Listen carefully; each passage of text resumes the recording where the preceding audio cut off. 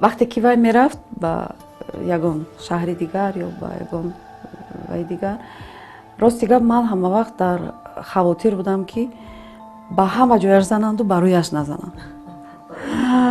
Чунки чӣ тавре ки медонед, рӯи духтар аз ҳама муҳим аст барои духтар, зебоиву хайр, бале. Было даже такое, что она в один момент она не верила в себя.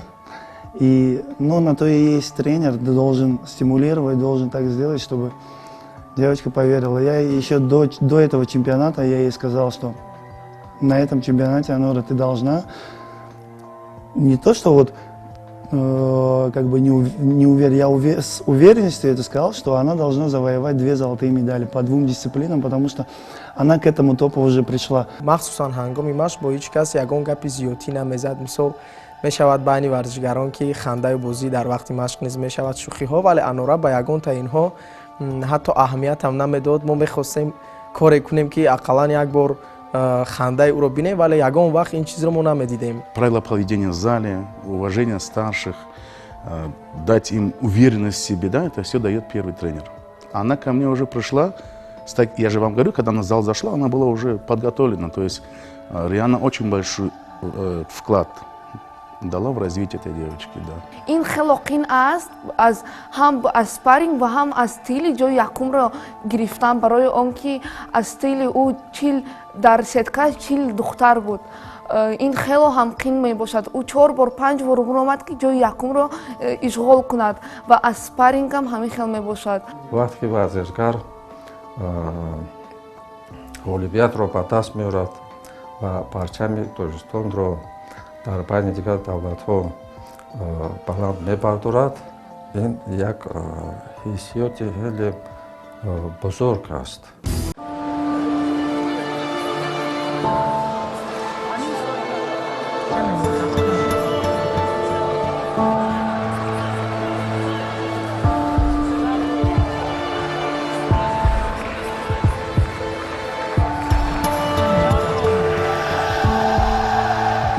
моҳи августи соли 2018 шаҳри Мински кишвари Беларусия чемпионати ҷаҳон дар риштаи таеквондо ITF.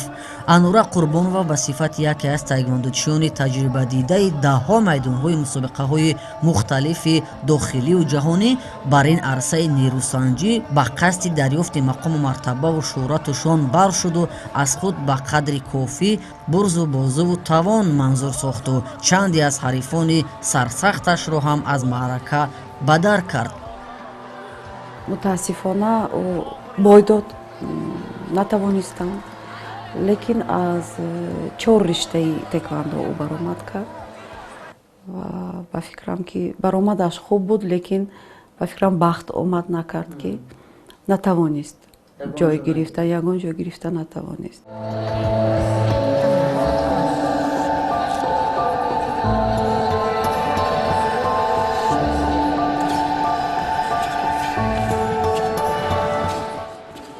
дар ин маъракаи муҳташаму муҳиму майдони нангу номусу номҷӯӣ Анора ширкатдори фаъол буду, балки узви вижаву пурқуввати ҳайати мунтахаби таеквондочиёни кишвар ба шумор мерафт ва ҳам дар зергурӯҳи интихобӣ ҳам вазнҳояш дар шумули ҳамтоёну ҳамовардонаш хеле зиёд буданд. Анора дар ин мусобиқа дар 2 навъи таеквондо, яке муҳорибаҳо ва намуди салдефенс майдондорӣ кард, вале бидуни нишону бенасибу рӯзӣ аз ин арса ба ватан баргашт. дар рақобатҳо ман дар як сетка хеле бисёр рақиб доштам, қариб ки зиёда аз 25 нафар ва аввалин рақиби ман ин аз Чех буд, баъд аз он аз ҷопон ва Қазоқистон. Албатта ман дар ин ҳамла ғолиб омадам, лекин дар чоракии финал ман аз як варзишгари Болгаристон бодидам. Но больше неуверенность в себе у нее была, а у спортсмена, если немножко бывает, которая немножко ты не уверен, все, это проигрыш для спортсмена. В какой бы подготовке, в какой кондиции спортсмен не был бы, он всегда должен в себе уверен. Даже несмотря на то, что у него, если до этого была травма, он готовился все это время. Ман аз ду риштаи ин намуди варзиш иштирок кардам ва яке аз онҳо ин self defense мебошад ки дар он ҷо мо як ҳимояи духтарро нишон медиҳем. Дар он ҷо ман танҳо 2 сония нарасид ки ман ҷоизаи намоёнро гирам.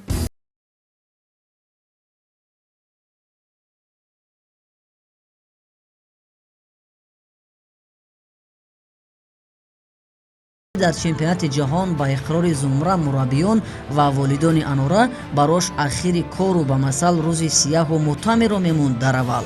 лобал дилсардиву дилшикастагиву ғаму андӯҳи гарони ӯро худаш медонисту худои тори сар шоҳид буд. аммо дар он рӯзҳои барош сахту сангин дилбардориву дастгирии ҳамвораи падару модараш ба Анора рӯҳу илҳоми дуболову дубора бахшиду баҳри тамдиди тамринҳо камар басту боз ҳам ба қасди иштирок дар дигар чорабиниҳои байналмилалӣ тайёрӣ медид. ва вақте ки аз он ҷо омад бисёр ғамгин буд, бисёр ғамгин буд. мо бо ӯ суҳбатҳо мекардем, дилашро мебардоштам, мегуфтам ки хайр Анора, ин рӯзҳо ҳам мегузаранд, ҳоли ҳамаш нағз мешавад, ҳоле мешавад ки ту чемпион ҳам мешавӣ.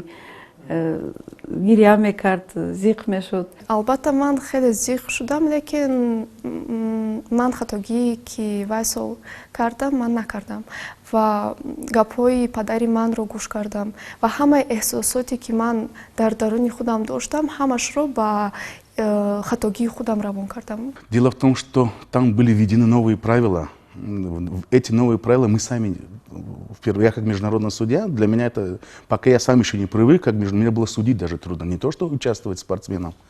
Нам, судьям, даже было тяжело судить по новым правилам, там круговая система была. И чтобы достичь, это надо было, раньше, если спортсмен спарринговался, чтобы золото взять 4-5 боев, здесь надо было, чтобы первое место взять, не меньше 8-9 боев. Это все зависит от категории весовой, сколько там участвует. И вот представьте, да, какая была нагрузка.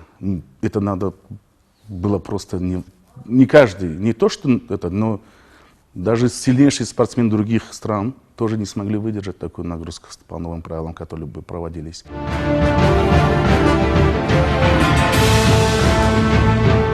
тибқи иқрори Алиҷон Акбаров, Анура барои баромад дар чемпионати ҷаҳон оид ба як шохаи хеле мураккаби салдефенс. тӯли 1 сол бо мураббиҳо тамрин карду тайёрӣ дид то марҳилаҳои мушкилро паси сар кунад, вале бо як иштибоҳи ночиз аз гирифтани нишон маҳрум гардид ва таҳаммули ин ранҷ барош сахту сангин уфтод. Если Казахстан 55 очков забрал, да, а она 53 забрала, остальные там 40 с чем-то, да, вот, и немножко Казахстан ушел, но они готовились, представляете, целый год это цель ДФН, настолько у нее была цель к победе, да, вот, достичь, она все-таки выступила и выбрала, очень много набрала высоких баллов.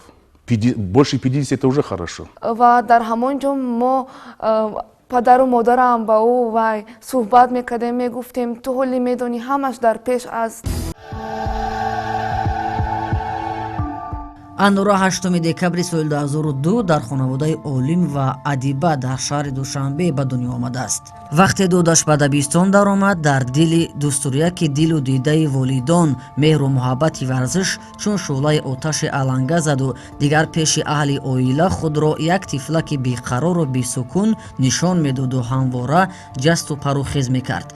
аз ин рафтору кирдору хислату ху падару модараш хулоса карданд ки ӯро ба толори таеквондо бубаранд. ман эҳсос мекардам ки аз духтарамон варзишгари хуб мебурад.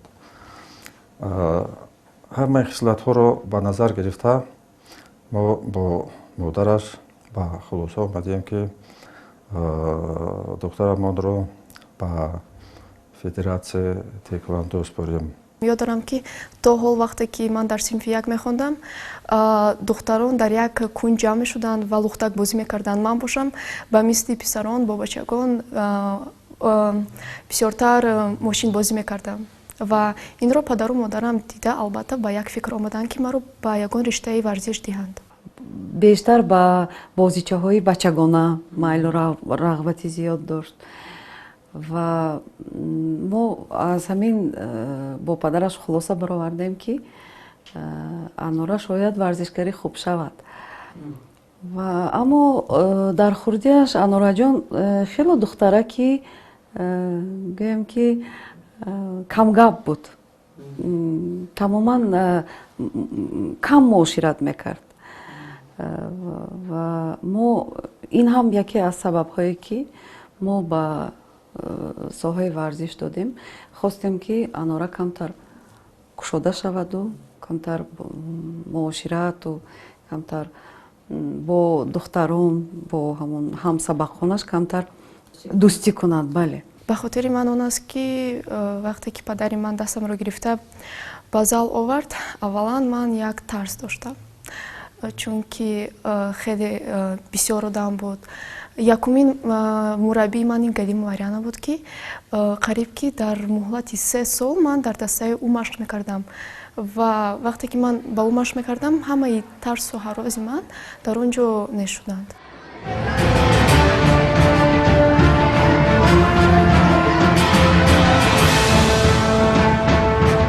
машқу тамринҳои Анора фаротари фурсату фосилаи 2 сари солро ба таркиб дошт ки ӯ нахустин бор дар як мусобиқаи сату сифати шаҳрӣ ширкат варзид.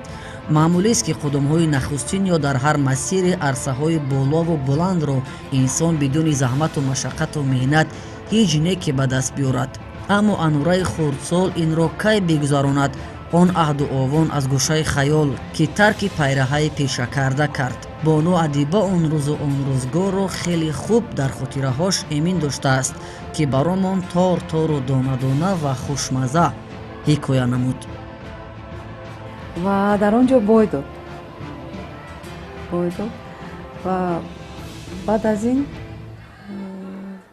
дигар ба теквандо нарафт ва қариб ки гӯем ки 1 сол дар таи 1 сол ӯ бо теквандо хотима баст. ман машқ кардам, лекин ман бохт додам. Албатта ман зиёқ шудам ва ба як хулоса омадам ки ман дигар намехоҳам ба ин риштаи варзиш машқ кунам.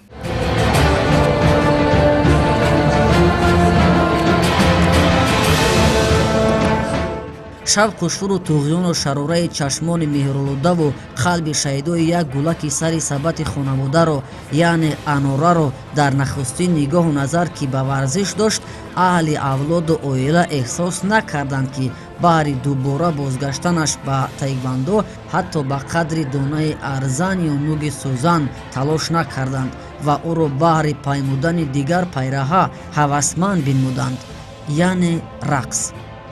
дар муддати 1 сол ман дар дастаи рақс машқ кардам, лекин ман фаҳмидам ки ин касби ман нест. Ман намехоҳам ки бо ин кор машғул шавам. Чаро? баро он ки ман шавқи варзиш доштам ва дигар нахостам ки дигар ба федератсияи теквондо равам. Лекин 1 сол пас хенҷа модарашонам бо як тавсия додам ки мана теквондо нашавад агар як рақс кати машғул шавад. Лекин он рақсҳо писанд наомад ба духтарамон ва ё эҳсос кардам ки албатта ҳамин ба федератсияи теквондо бояд баргашта биёянд. ба иқрори модари Анора вақте ӯро ба ансамбли рақсӣ падида бурданд, ҳеҷ дилу нияти рақсидану интихоби ҳамин пешаро ҳатто дар умқи қалб ҳам надошт ки нахост ва мебоист ӯро дубора ба варзиш баргардонанд. он ҷо қариб 1.5-2 моҳ рафтем ки Анора ба гардан намегирад, рақс намекунад.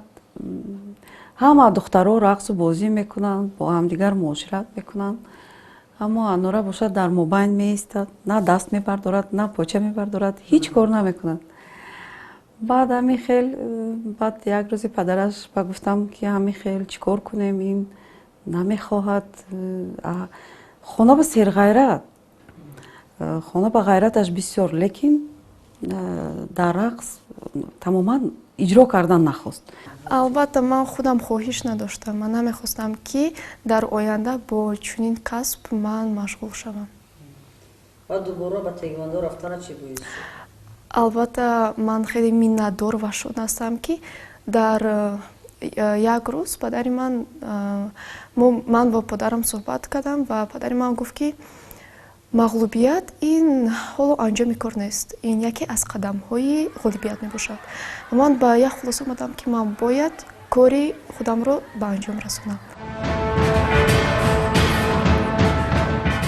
ба гуфти Бонуадиба баҳри расидан ба қуллаи мурод ва арсаи комгориву пирӯзӣ инсонро талошу такоппуи ҳамвора ва ҷаҳду кӯшишҳои пайваста ба даричаи мақсуду маром мерасондааст ва дар ин радифу ростову бадин роҳу масиру маҷро волидон дастгиру таскину тасаллуи қалби ҷигаргӯшаашон буданд ки ту гуфтӣ анораашон дигарбора бо завқу муҳаббату илҳоми дуболо худро чун як сарсупурдаву шайдо ба дари таеквондо заду аз он замон то ба ҳол дил кандан чӣ ки ҳатто ба вақти тасаввур лаҳзаи худро намекунад дур.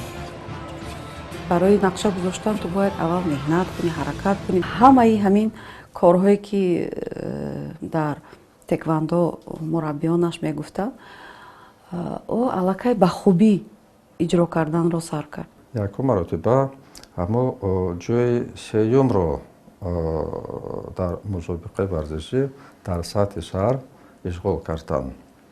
Ин хеле хурсандии калон буд барои Анораҷон ҳам барои мо. Баъд аз он ваё эҳсос карданд ки ҳамин ғолибият чист, чанд қадар хурсандӣ мерасонад. манам дар вақте ки ами камтар роҳ афтода шудагӣ будан, як сол танаффус шудагӣ буд, манам чандин бор қайд кардагӣ будам ки мағлубият ин ҳоло анҷоми варзиш нест, ин яке аз қадамҳои ғолибият аст. алиҷон акбаров ба симати як мураббии чашми кордону розони ришта ба гӯе ки Анораро ба шогирдӣ пазируфт, пай бурду дид ки аллакай ӯ таҷрибасудаи мактаби таеквондост ва табиист ки боҳош кор кардан осонтар асту гуворо Анора ҳам баҳри рушду сайқали ҳунару маҳораташ аз мураббиаш дар муддати кӯтоҳ ҳама нозукиҳоро аз бар карду ба қасди ширкат дар мусобиқаҳо омодагӣ медид. И когда она зашла в зал, она шла настолько так уверенно. Обычно так девочки не ходят. Она как мальчик зашла уверенно. Уже было по выражению лица видно, что у нее было серьезное намерение заняться спортом. И я в ней сразу видел потенциал уже бесстрашия, уверенности в себе. И я сделал вывод, что смогу из нее сделать чемпионку. И дал обещание папе, что за 1 год она обязательно получит медаль. албатта нозукиёи ин риштаи варзишро ба ман Али Акбаров, ки ман вақте ки дуюм бор ба ин ришта омадам, мураббии ман ӯ буд. Албатта ҳамаи таҷрибае ки ӯ дошт ба ман ӯ дод ва албатта ман хеле миннатдорам.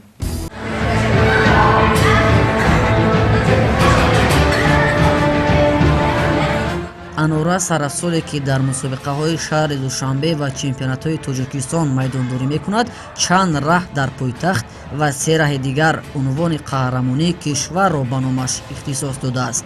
Вале муҳимтарин дастовардҳо дар дилхоҳ риштаи варзиш баҳри ҳар варзишкор пирӯзӣ дар мусобиқаҳои сатҳи байналмилалӣ будааст ки қаҳрамони қиссаи моро низ борҳо насибаи рӯзиву бахту толе ба ин арсаҳо бурдаанд. ҳар як мусобиқаи ман ба ман хеле мушкил буд ва албатта дар фикри ман танҳо рафтани ба пеш буд. Албатта соли 2016 вақте ки ман ба финал рафтам, рақиби ман хеле сахт буд. Аз шаҳри Турсунзода буд. аз ин ғолиб баромадан ба ман хеле мушкил буд, лекин ман аз ин ҷиҳат баромадам ва ғолиб гаштам. Ва соли 2016 маро ба дастаи якачини Федератсияи таеквондои ТФ, ки бо роҳбарияти Мирсаи Яҳяев буд, маро қабул гардонинданд. охирон мусобиқае ки дар ҷумҳуриямон гузашт, ба о хеле мушкил омад. Албатта он машқҳои зиёд ҳаррӯза ва ба нигоҳ доштани вазни худ ё ин ки кам кардани вазни худ. Албатта шумо мефаҳмед ки варзишгаро ин бениҳоят муҳим аст барои вазни худа нигоҳ доштан, ё ин ки агар дар кор шавад кам кардан. Ин албатта ҳама мушкил буд ва дар охирон чемпионати ҷумҳуриявӣ Анора бо ҳарифони худ ки аз худ 10 кило 8 кило зиёд вазн дошт, баромад кард ва ғолиб баромад, ҳам аз риштаи тӯлӣ ва ҳам аз риштаи спарринг.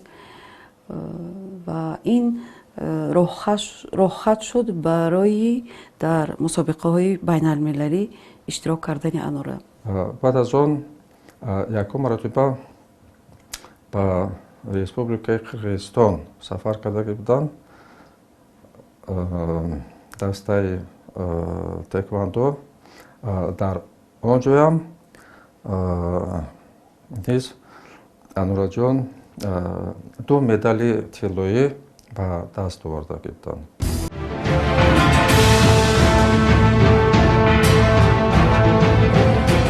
умедвориву чашминтизориву хумории нерӯсанҷиҳо дар ҳар арса ба гӯи фарорасидани фурсати баромад як ҷаҳон шӯълаи гудозандаву меҳри саршореро дар дили Анораи завқманд бедор месохт.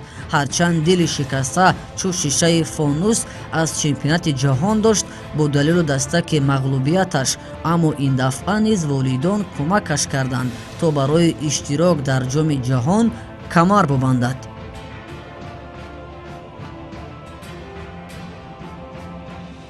ва боз шиштем ва оилавӣ маслиҳат кардем ва қарор қабул кардем ки Анораро ба он ҷо гусел кунем. Ва хато ҳам накардем. агар Анора намешуд, ман ҳозир машқ намекардам. вақте ки Анора дар чемпионати ҷумҳуриявӣ ҷои якумро ишғол кард ва ман ҳам дар ҳамон ҷо ба худам гуфтам, шояд ман ҳам метавонам, ва ман ҳам ба Федератсияи таеквондои ТФ рафтам ва 2 сол шуд ки ман машқ карда истодаам ва дар оянда мехоҳам ки ба мисли апам чемпион шавам.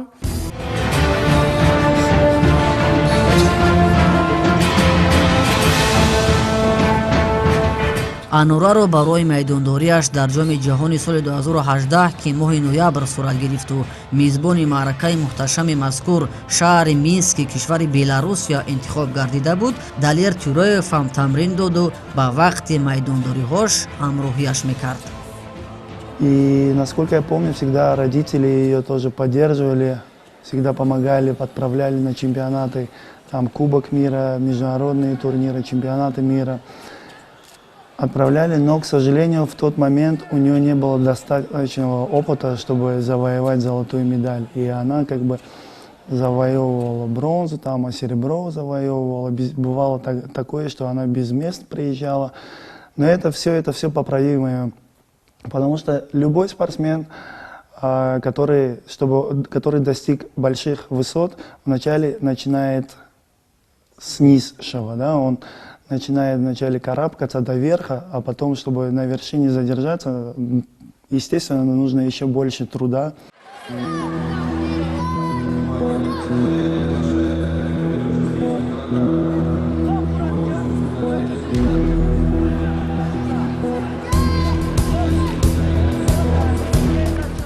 то сафар ба шаҳри барош ошнои Минск ва ширкат дар мусобиқаи муҳташами ҷоми ҷаҳон бештар аз 10 рӯз боқӣ монда буду бас. аснои сафар Анора якбора ба бемории зуком гирифтор шуду чанд муддате аз пой уфтод. дигар аҳли оилаву ситоди мураббиён умедвориашонро аз шифо ёфтани Анора канданду боварӣ надоштанд ки то чанд рӯз мондани сафар ӯ аз бистари беморӣ раҳоӣ меёбад. рости гап мо аллакай ман дар фикри Анора будам ки чӣ хел ӯро дилбардорӣ мекунам, агар аз он ҷо биёяд чӣ хел ман ӯро тасаллӣ медиҳам, лекин хушбахтона ҳаракати худаш бо машқҳое ки ҳаррӯза ба он касалияш нигоҳ накарда ҳамин хел шуд ки 2 медали тилло овард. пеш аз чемпионат ҳар як варзишкар бемор мешавад. Ин хеле ба ӯ нишонаи бад аст, маҳз дар нишонаи чемпионат. Ва ман як хоҳиши сахт доштам, албатта ин хоҳиши ман маро сиҳат кард.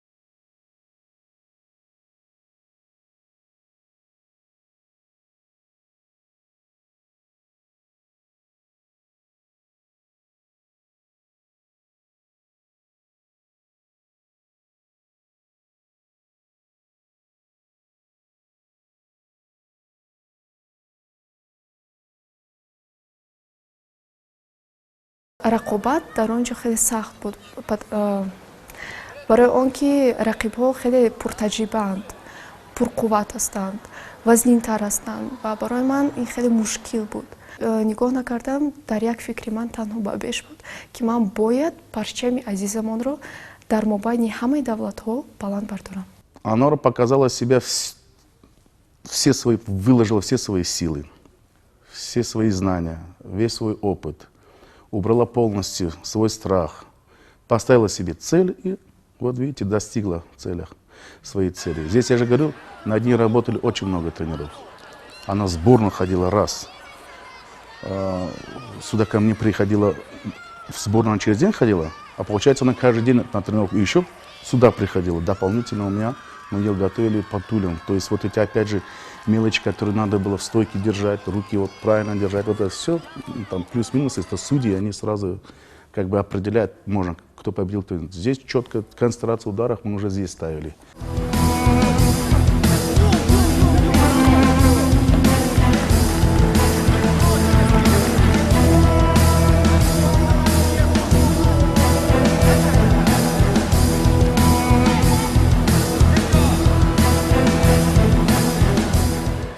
ҳамавақт аҳамият медодем ки Анора бо апай Сабина ҳамавақт машқу тамрин мекарданд ва аллакай байни бачаҳо гуфта будем ки ҳамин дафъа Анора аллакай бояд сазовори 1 ё ин ки 2 медали тилло гардад, яъне ки ҳама варзишгарон ва мураббиён ин чизро аллакай ҳис карда будем ва дар мусобиқа ҳангоме ки Анора баромадашро оғоз карда буд, камтар боварӣ ба худ ба ӯ намерасид ва мо инро низ аҳамият дода будем, вале устоди мо Чӯраев Далер ҳамин бовариро ба ӯ устоди мо Чӯраев Далер бахшид ва ҳангоме ки як лаҳзае буд ки Анора ба худ бовар кард ва ҳарду медалҳои тиллоро ба даст овард. ҳатто ҳамин чизро аз хотирам намебарорам ки аллакай ӯ гирья кард, вале ин хушбахтона ки ашкони шодӣ буд.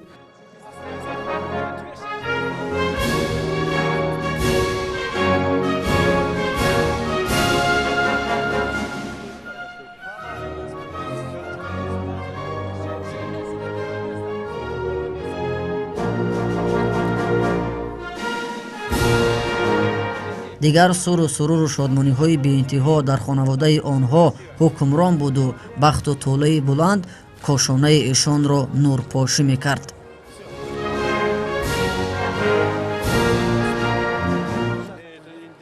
то омаданаша мо чӣ хел то диданама то қатиш суҳбат карданам бениҳоят бесаброна беқаророна интизор будем بله خیلی خرسند شده بودیم. خورسندی ما به کنار بود برای آنکه در مسابقه ورزشی که ما قید کردید زیاده از 1500 ورزشکاران اشتراک کردند. وقتی که با جام جهان انورا برآمد من با انورا گفتم که جای یکم نگیری پیش من به نبیا گفتم تو جای یکم نگیری من کسی تو گپ نمیزنم و میخواد شد که دو تا جای یکم رو اشغال کرد و من خیلی خرسند بودم. من میدونستم که او جای یکم رو اشغال میکند برای آنکه من من باوری کامل دارم با اپام که وای من همه مشق میکرد او با همه همین نگاه نمیکرد همین کاری همین با مشق میرفت مشق میکرد با خانه میومد درسش رو تیار میکرد همین خیلی وقتش رو میگذرانید و ما باوری داشتم که جای یکم رو میگیرد و همین خیلی جای یکم رو اشغال نمود. Когда Анура выиграла первое место, она от радости, у нее пошли слезы радости, все. И с другого конца это стояла команда Таджикистан, все такие, все поздравляли, все. И с другого конца прибегает ее первый тренер Алиджон Акбаров, весь в слезах, ее обнимает, и они вдвоем начали обниматься и вдвоем начали плакать. Это, знаете, это как будто она не выиграла, а проиграла с одной стороны. Но это просто эмоции, их чувства настолько их были зашкалены, что слезы не выдержали и собой рекой пошли. қиблагоҳаш Олим Қурбонов сахту собит медонист ки Анурааш дар пешаи паймуда қодир ба ҳама кор аст. Аз ин эҳсоси интизор дар ғояти шодмонӣ модараш низ курта гӯшт мегирифту мешукуфт ва гаҳе рӯшоду гаҳе нуҳуфта дасти дуо мекушуду духтараки гулашрову бонангашро дуои нек мекард. бо гузураи фурсатҳову фосилаҳои зиёд то кунун Анура ки дар доди 16-солагӣ қарор дорад он лаҳзаҳои шодмониву оғӯши гарми модарашу меҳрубониҳои падарашро дар китоби ёдҳош даста ва баста хотираҳои хуше иншо кардааст.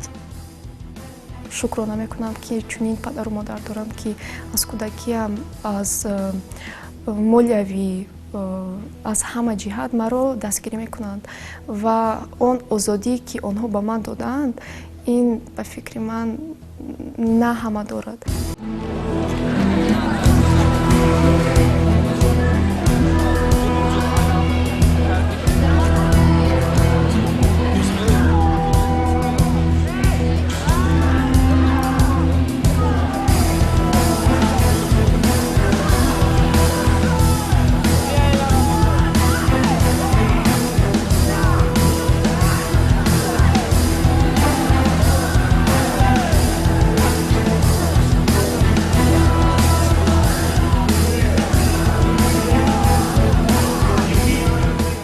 ба иқрори мо ҳунари табиизодаи Анура вори як шайдову сарсупурдаи роҳи талош дар ҳоли ҳозиру ҳоло иртифои дигареро хостор аст ва дар ҳар арсае имкони пирӯзию парчамафрӯзиро ёро мебошад.